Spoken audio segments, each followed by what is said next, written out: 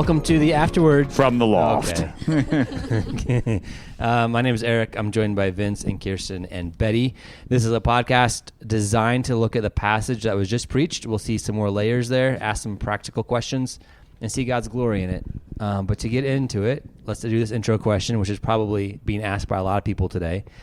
What was a favorite or least favorite commercial from the Super Bowl yesterday, and why? I have two of each. Is that permissible? That's permissible.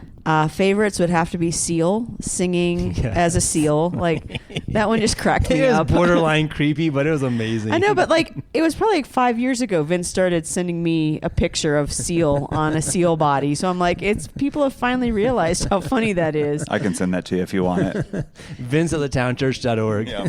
And then the other one was the alien, like that was eating Totinos and got squished and killed in the doors. Like, that was really unexpected. So it cracked me up. I just liked in that one how the older guys, the dads, were like, "Well, we didn't really even know him. He didn't really open up. Didn't open up around us."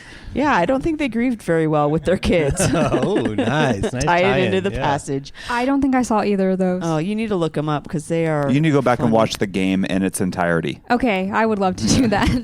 And then least favorite was the skin cowboy hat. Oh, that kind of actually literally made me gag a little bit. Like I felt nauseous watching that.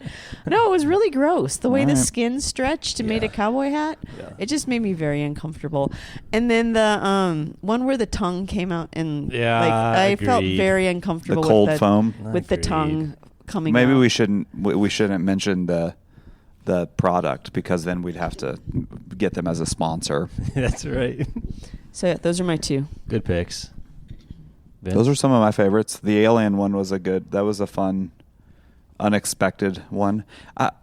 So I don't have anything to add other than usually there's a couple tear jerkers. Mm-hmm. I didn't feel like they did a great job on those this year. Mm.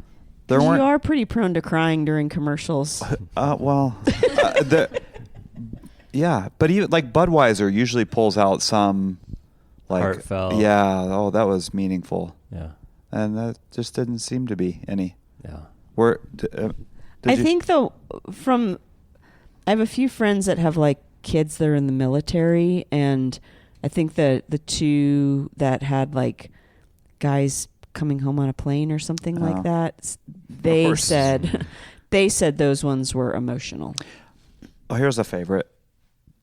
The Jeep one with Harrison Ford. I thought that was a good one. It was a good one. It was kind of a cool.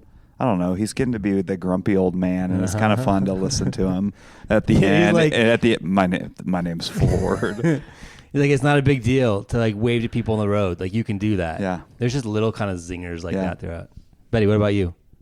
Favorite or least favorite? I only remember like 3. I didn't like the cowboy hat one. I was asleep half of the Super Bowl. Okay. And then I was reading the other half while it was on. So I only really paid attention to Please tell me you were at a party. I was.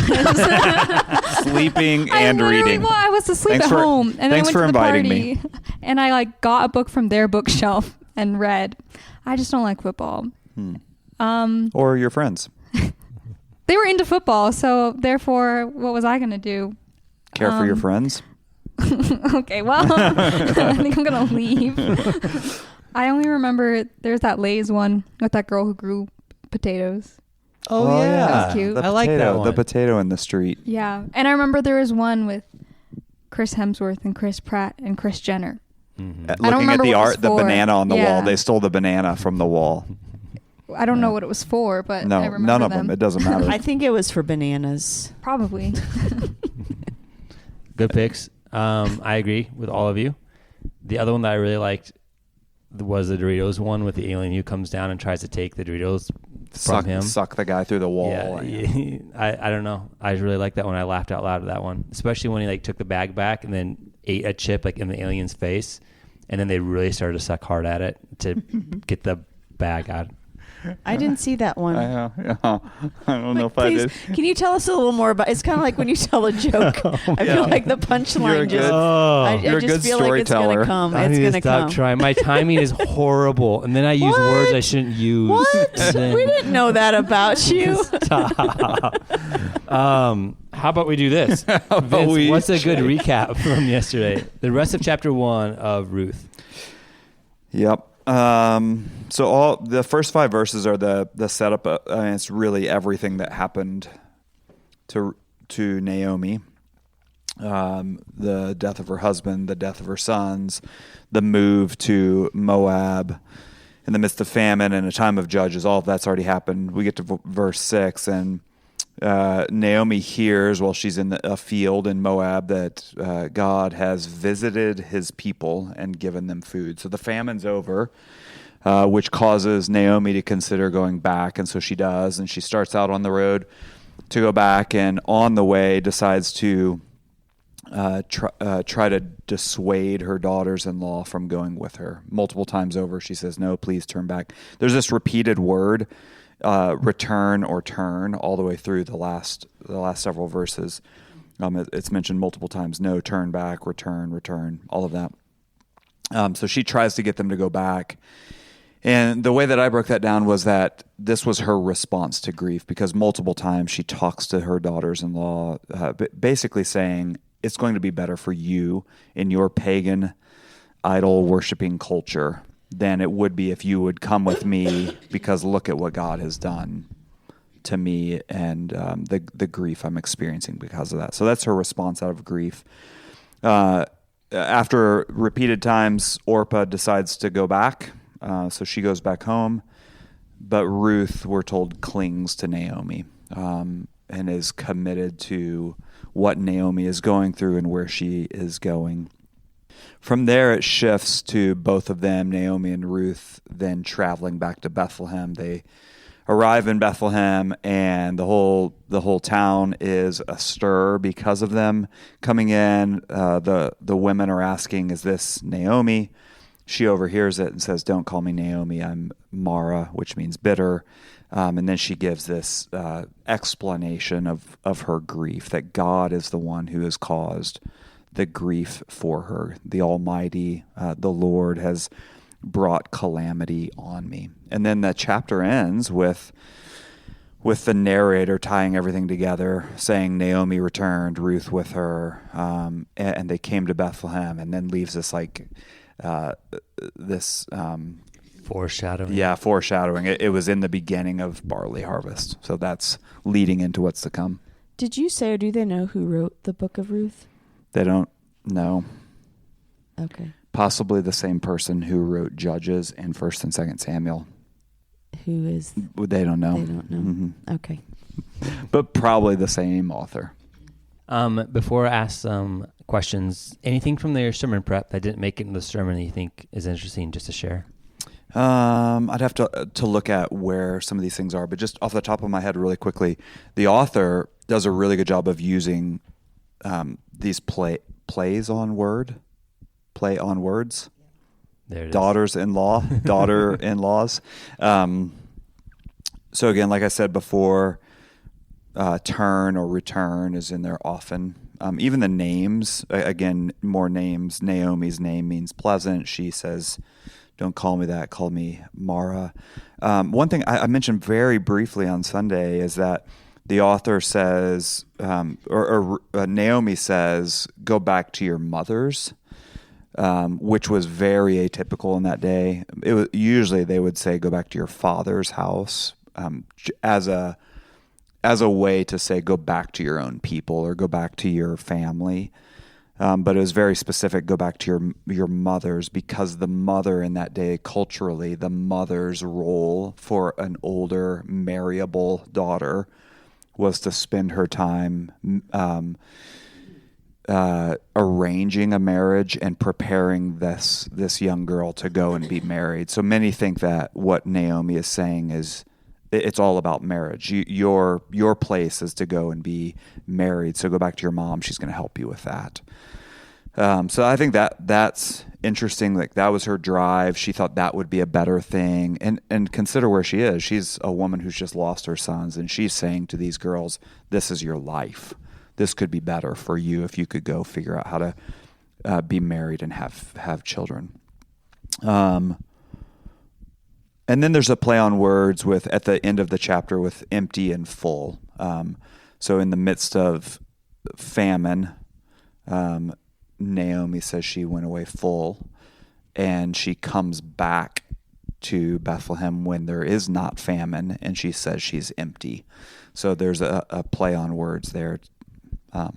Those are some of the things that stood out. I mean, this is the way you've experienced this. We experience this as we read through the Bible. There are a lot of layers, and it's just narrowing down for a Sunday together as a church. What are the things that are most important to try to see the most of who God is? So there are a lot of little things like that stand out with just a little bit of study. Yeah. So you focused a lot on the grief element, and how can you not? In chapter 1, both in Naomi's responses that are influenced by grief, and she has a lot of them here, as well as in her explanation for what happened. Both of those being, I don't know if dictated is too strong of a word, but highly influenced by the grief that she's experiencing. Let's start here with something really, really practical, and I want to explore it some more.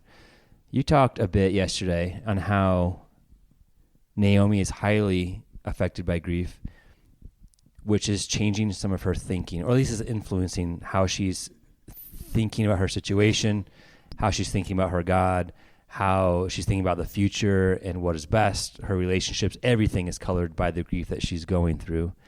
And some of it isn't right. Like from an objective standpoint, looking back, we say, well, God isn't calling you guilty and is causing all these things in your life, and you're just a victim here. Right. So we would say that from objectively, but for her, it feels very, very different. So I want to ask this question. Which can I pause? I want to hear your question, but I think in the middle of, I don't know of anybody who's different in the middle of grief. It's I don't know a normal thing. Yeah. I don't know how you would look outside of that and get to a place of saying, oh, I get everything that's happening here. Yeah. And because of that, I'll go with it. In the middle of it, I don't know that you can see it. Anyway. So for us from the outside, there's a tension there, right? Yeah. Because if we hear some thinking that we know is contrary to the Bible, there's this urge to either try to provide theological correction right then. Like, no, you're not believing the right things. Here's the truth. Or to simply listen. And then the tension can become, when do I stop simply listening and provide some feedback? So I want to talk about that a little bit. Because either we have walked the people who've gone through grief, or we're going to in the future. How do we hold that tension of being with somebody who's going through grief? And maybe it's something different. Maybe it's not even grief. Maybe it's something different that is coloring the way they're viewing God. How do you do the art of knowing when to speak in some correction and when to just listen? Is there a magic rule for that? I mean, I don't think there's a magic rule, and I think it's a case-by-case situation, and it also depends on the relationship that you have with the person. But I think the first thing is to recognize that there are pieces of life that are just, there's mystery, and you're not going to be able to explain it away. No matter how many Bible verses you know, there's still mystery, and it's confusing, and it's hard. And so I think sometimes our temptation is to try to bring purpose to a situation that seems really confusing, and so we're quick to slap on verses like Vince shared yesterday, like Romans 8:28, like God works all things together for good. Because I mean, our desire for somebody that's hurting is like, hey, it's going to be okay. It's going to be okay. You're going to get through this. But when you're in the midst of it, you don't feel that, and you may even know, I'm eventually going to be okay, but right now I'm not. And so rather than sitting with someone in that space, I think often we approach these things with our own timeline and try to rush people through rather than just allowing them to kind of linger in the pain and linger with them. We'd rather just move forward. I wonder also if a piece of it is, as we're trying to bring comfort to a situation, we're actually trying to comfort ourselves in what we're saying. And so we say the things that we, almost as if to remind ourselves, no, you got to remember God's good and he's in this. And in some ways we're saying that so that we, the speaker, can hear it as we talk to someone else about it and remind ourselves this is who God is. This is what we also have to believe. Yeah, I mean, I think it's helpful when you're walking with someone who is suffering or someone who's going through something hard, like asking yourself, if I was in this situation, what would be helpful for me to hear? And there's a good chance that, you know, if you really stop and pause and think about what the person might be going through, thinking about how they must be feeling, thinking about how hard it is, whatever they're facing. If you pause and you think, man, if I was in that situation and someone said, well, God's going to work this together for good, like, would that encourage you, or would that kind of put you in a place of being like, yeah, that's just not helpful? I think sometimes just really trying to practice empathy and considering, like, if the roles were reversed, would this be helpful for me to hear? And maybe it would be, you know, maybe it's an altogether different situation or person, but most of the time I'm like, yeah, that probably wouldn't be helpful for me in that situation. I think it's a matter of the speaker, not the one who's going through the hard time, but the speaker. I think it's a matter of them trusting God as well. Trusting God with his timing and how he's going to grow and mature the person. So I just think back on the last several months with our boys as we've walked through that. And I think we've had to remind one another often, like, we've got years with them. We don't have to settle anything tonight or this morning or whenever it is we're talking. They need someone to listen. They need someone to hear them well, to process through things well. And the things we say right now are probably not going to be the magic thing that changes their whole perspective, but us sitting with them and walking through this for a while might be something that eventually would change. So. Is it helpful to, like, be curious and ask questions? Because when I think of, like, the spectrum that we've been talking about, that could fall, like, in maybe you're asking, like, leading questions to also get someone to a position to believe, like, a theological truth, but is, like, asking questions helpful? Yeah, I mean, this may sound elementary, so if it is, I apologize. But I think it's helpful in a moment. Somebody's going through some hard thing, some struggle, some grief, whatever it is, to say, I can imagine right now, something like, I can imagine right now, this is really hard for you. And maybe even talk through multiple reasons why it's hard. I can imagine it's hard because of this, and I'm sure you're feeling this. And wow, I really bet that gets at this, and that's really hard for you. Then I think as they respond, they're probably going to respond, yeah, that's right. Thank you for saying that. That's really meaningful.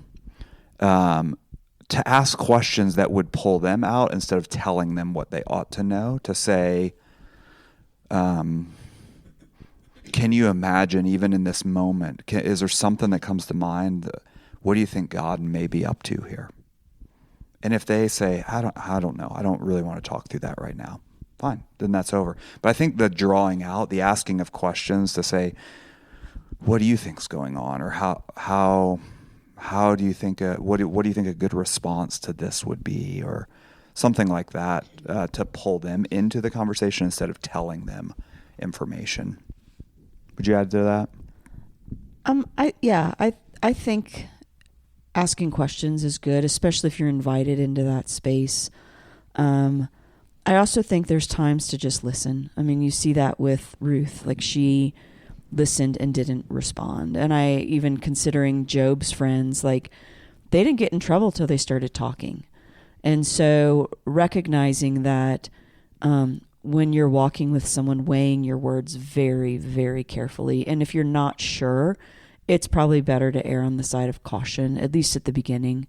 And then as things unfold, there's going to be opportunity to ask questions or talk as they continue to wrestle with whatever it is they're going through. But again, like Vince said, I think often we're actually trying to ease our own pain as we watch other people suffer. And sometimes, I think sometimes our view is more of ourselves than of the other person. And so we're trying to alleviate the pain that we're feeling at the hands of their suffering. Yeah. Something else that just came to mind that I have experienced and tried to put into practice because of some experience that I've had.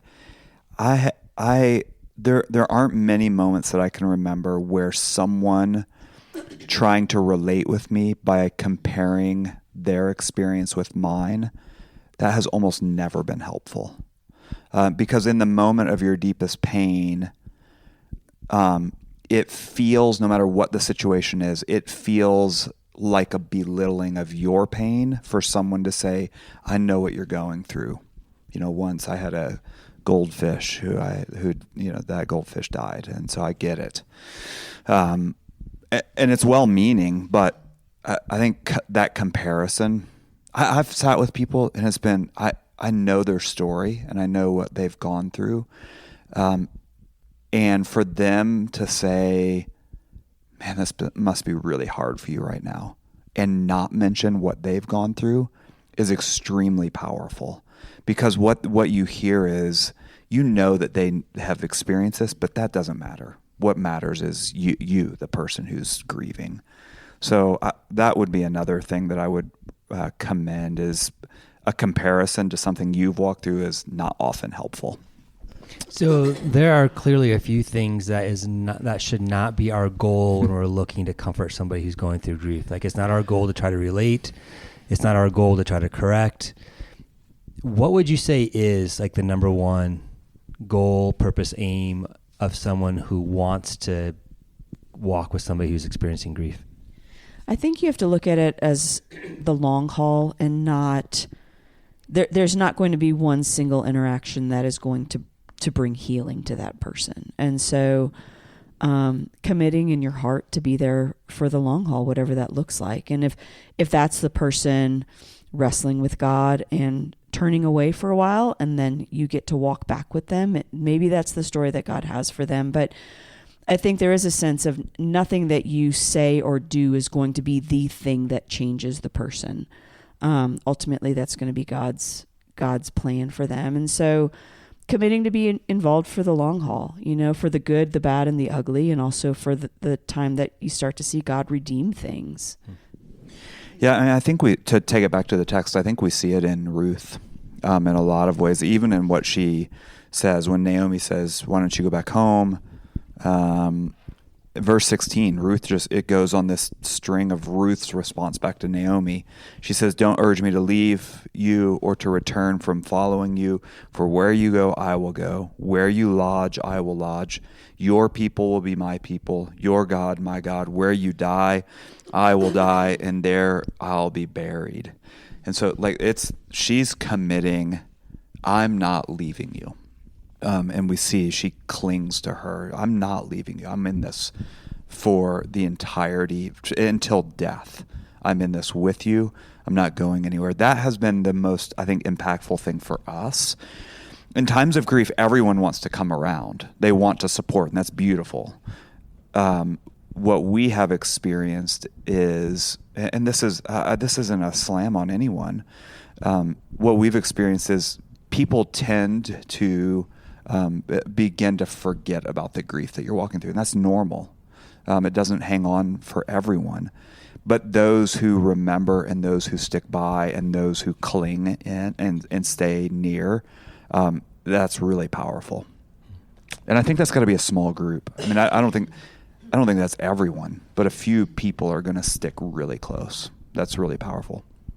I have another question that I hope is helpful. Should or does this inform how we pray for and with people? Does what? Like Sorry. What we've talked about, and how we walk with people in grief. I don't know exactly how to ask the question that I'm asking, but can this or should this inform how we pray for people? Yeah, I think so. Just to go what I just said, I think it takes a lot of patience and a lot of patience to to be with someone, because likely you're being with someone over and over and over, you're going to hear about their grief over and over and over. You may have moved on from the grief that they're feeling, but they have not, and it takes a ton of patience for you to sit and listen more and more and more. So I think one prayer would be for your own heart, our own hearts, to say, God, would you give me some patience? Would you give me endurance for the long haul? I want to be here. Would you give me words to say in the right moments and words to keep to myself when I should not say them? Just give me endurance. I think too, I mean, you pointed out yesterday that one of the things that happens when you're suffering is that you become very self-centered. And when you are going through your own pain, you don't necessarily see another person's pain as much. And so I think when you're walking with someone, you can feel overlooked in your own pain by them because they are enduring their own story. And so I think just knowing what you're signing up for. And I think as far as praying for them, obviously I think just praying that they would continue to seek the Lord and that God would hold them, and that that in his time God would begin to show maybe some of the plan that he has for them in their pain, and that they would begin to see that. Like, it's not something that you necessarily will point out, but that they would have eyes to begin to see what God might be up to. Yeah, I think that's good. I think, praying that they would have eyes to see what God is doing, that he's there, that he's near us. Something I pray often. I think I prayed it yesterday, maybe even last week, that God would be a comfort. We know that he is. He's the God of all comfort, but that we would experience that the person grieving would experience God as a comfort. I'm studying through 1 Corinthians in preparation for our next series, and there's a verse that stands out to me every time I read through. I'm just reading and rereading it. 1 Corinthians 1, like 7 and 8. This is a prayer of thanksgiving from Paul. He says, he's praying so that you're not lacking in any gift as you wait for the revealing of our Lord Jesus Christ, who will sustain you to the end, guiltless in the day of our Lord Jesus Christ. God is faithful, by whom you were called into the fellowship of his Son. So I think praying for endurance for the person, that they would be able to endure, that God would sustain them through all of that. I think that's a good prayer as well. You mentioned just a short time ago, you mentioned yesterday as well, that Naomi's grief in many ways is blinding her to what God may be up to in a bigger perspective. Self-absorption, I think, was a quote they used from another author. I'm curious about this personal question for all four of us. Are there things that tend to lead you towards self-absorption, that tend to blind you to what God might be doing bigger picture? Maybe it's grief, maybe it's something different, but has something come to mind that tends to blind you? I think for me, it's when God doesn't respond the way that I'm hoping he does. And so working through disappointment or frustration or confusion about his plan. And so, I mean, I think I've shared before, like with anxiety for years and years and years, I would just plead with God to take away anxiety and panic, and he didn't. And so I think my confusion about that blinded me to what God could have been doing in my own life in that season. And I think anytime hardship comes and we pray and we've been faithful and God says no, sitting in the confusion of that will often leave us questioning or doubting or wrestling. I always do these statements or have these questions and then don't really think what's going on in me. One thing that came to mind just now, though, is something that blinds me to what God may be doing. I think this is an answer to your question, is comparison. You begin to compare how from your perspective, God has been near other people or worked in other situations. And so that comparison then can often blind me from seeing that God may be using what I'm going through in a very different way, but to accomplish the same thing. So I think in moments of trial, you begin to compare to other people. Why don't they get the same thing? What is it that they're doing differently? How are they, how is God treating them in this way when what I see in their life is this and I'm not doing that? And you begin to compare and build this narrative of that God is going to respond the same kind of way. So I think that's blinding at times to see, oh wait, maybe God has something very different here. You asked how self-absorption could you ask the question again? Yeah, what tends to blind you to what God may be doing bigger picture? Oh, so you weren't asking Well, it is about being self-absorbed though, because probably your eyes are on yourself if that's the case. Okay. You should answer first, Eric. A couple more minutes. No, Betty has something in mind for you that you should answer. She'd like Betty, to call you out on something. Answer for me. I see this blinds you a lot, Eric.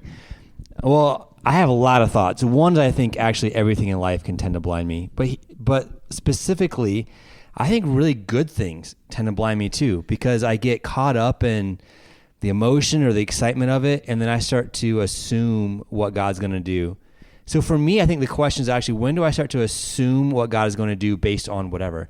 And it could be difficulty. It could be just plain busyness because my head's not up. I'm just assuming that I just go from task to task to task.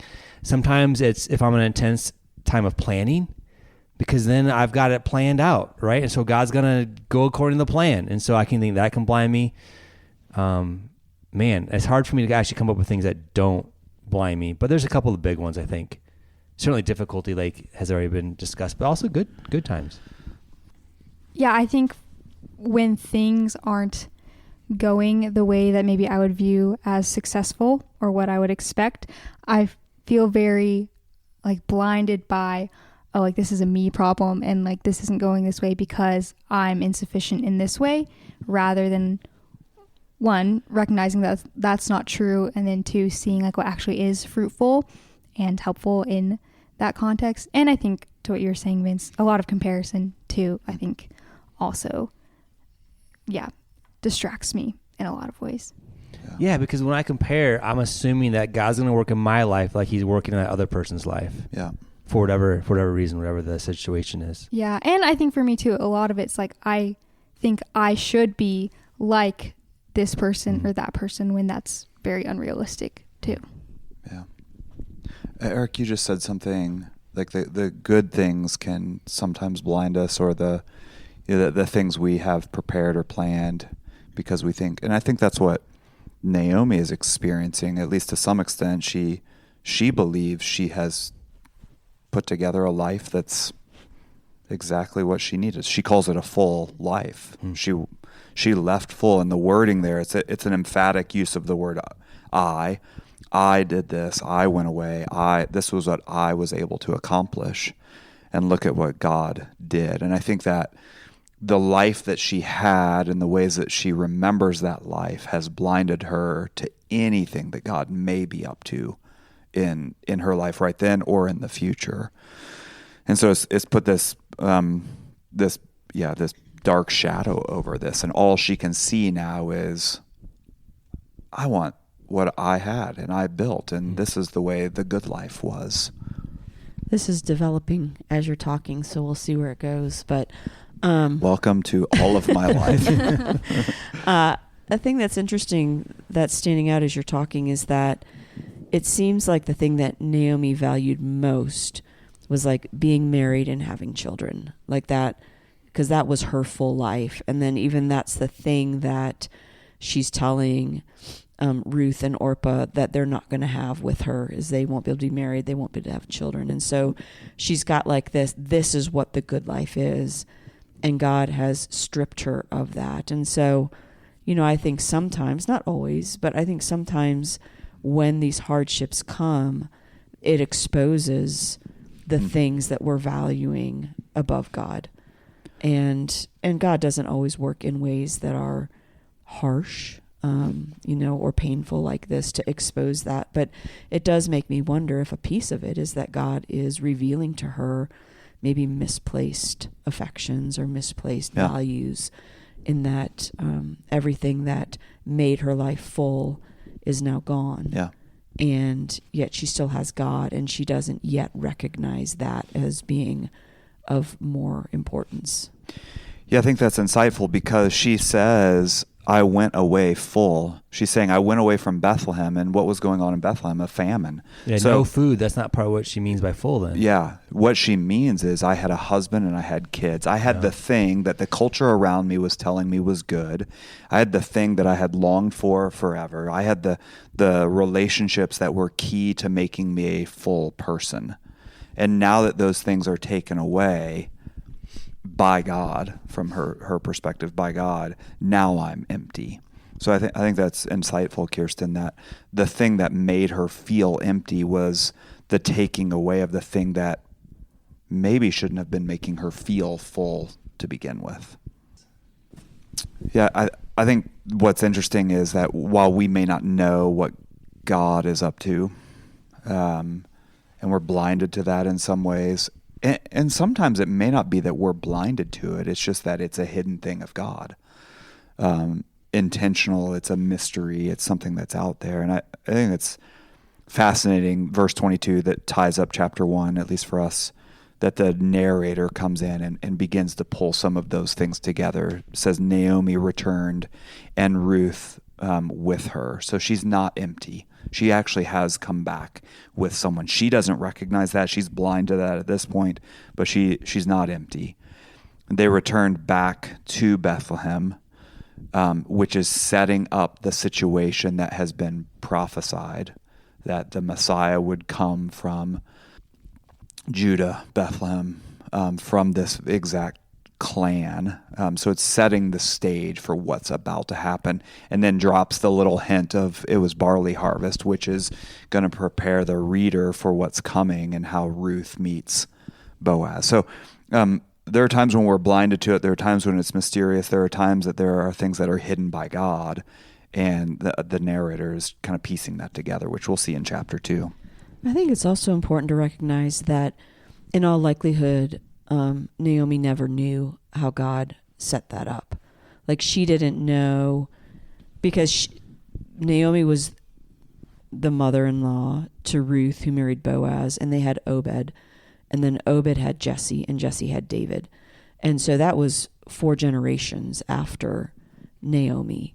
And so in all likelihood, she never saw the promises of God fulfilled in that area of her life. Yeah. And so I think when we're quick to kind of try to point to what God might be doing, the reality is that, I mean, that takes me to the Hebrews, you know, that, like the Hall of Faith, that, you know, there's all these people who never saw the promises of God fulfilled. And it doesn't mean that they weren't fulfilled, but I think that just going along with understanding that there is mystery that we're not going to understand. And I hope that maybe God explained that to Naomi when she got to heaven. But for now, and as we read her narrative, like, there's a good chance she never actually got to see what God was doing. And I think that's going to be the same for many of us. Like, there are things that happen here in life that don't make sense and we will never understand. And maybe 4 generations down the road, people can look back and say, yeah, that's what God was up to. I can see a little bit of that. But, you know, we're often, again, quick to try to assign, here's what God might be doing, or here's what God might be up to, when really we don't know. I don't even imagine that Ruth and Boaz knew. I don't imagine that Jesse knew. You know, Obed didn't know. And so it wasn't until God appointed David as king that probably all those kind of dots lined up and made sense. Yeah. So my last question is, what's God like according to this text? Or where do we see God's glory here? And I'm going to go first because it's top of mind and it connects to what you all just said. God is incredibly kind to Naomi here, and Naomi doesn't recognize it or is in a place to be able to receive it. He's given her Ruth, who will not leave her. And of course, the bigger picture of David coming through. She can't possibly know that. But God is being kind to undeserving Naomi, like unawares. So it's a It's a good, kind God, even in moments when we don't feel like it or sense it or able to receive it.